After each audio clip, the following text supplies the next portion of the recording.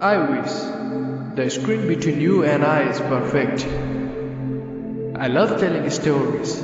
I always have and I always will. Among a long list of such stories, there are a few stories that I just can't stop myself from telling others. But at the same time, I also keep them for myself because they remind me of simpler times. This is one of those stories.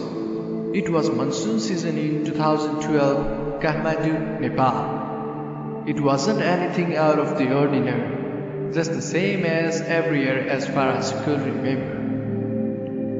I was walking home from school, and as always, I meet the same old man I see every day at the same time of the day. And of course, as always, we both smile at each other like clockwork. Except, the man has a different glow to his face. It wasn't the same old dead-looking face. He had the eyes of a young man who had just fallen in love and the stride of one who had just gotten to know what freedom felt. The man notices that I have been looking at him differently too, and for the first time ever, I heard him speak.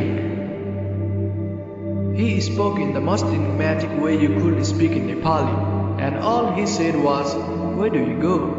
Where are you going to reach?"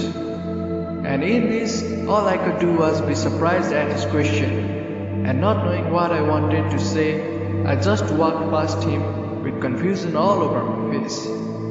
I thought about it, what he meant when he asked me that question.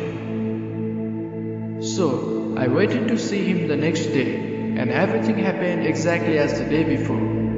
But I asked the question and all he did was smile at me with the same glow, and he walked away before I could say another thing. The smile just got plastered in my memory, and all I could do was think of what he could have meant, and how I was going to answer what he asked me. But then, from the next day on, I didn't see the old man ever again, and in a few days' time, I forgot about the questions. It wasn't until I heard from someone that the old man had died the day I had questions, and even in his death, people talked about how he was a good-for-nothing drunken old fool. But his death answered the question for me. I sought questions of wisdom and sophistication from a drunken fool, when his questions were his answer for himself, and all I could do was think who was the fool now. I realized that along with old man, I too was a part of the small chain of someone's lousy imagination. I tried to think that I was the rebel in this story, but the person who created me is one lousy writer who just can't kill the character, nor can the character's life move on ahead. Here I am, trying to speak for myself, but then how can you go against someone who is your existence?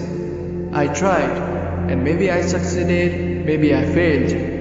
This noose around my neck probably means the end of chapter, and at this moment I am looking at him through the screen, and all I can see is his face, the face of God, himself, so mighty that I don't know what worse than a fact that he created me or the fact that I am dying looking at him. And all I am thinking is what happens when he pushes me off like several dozen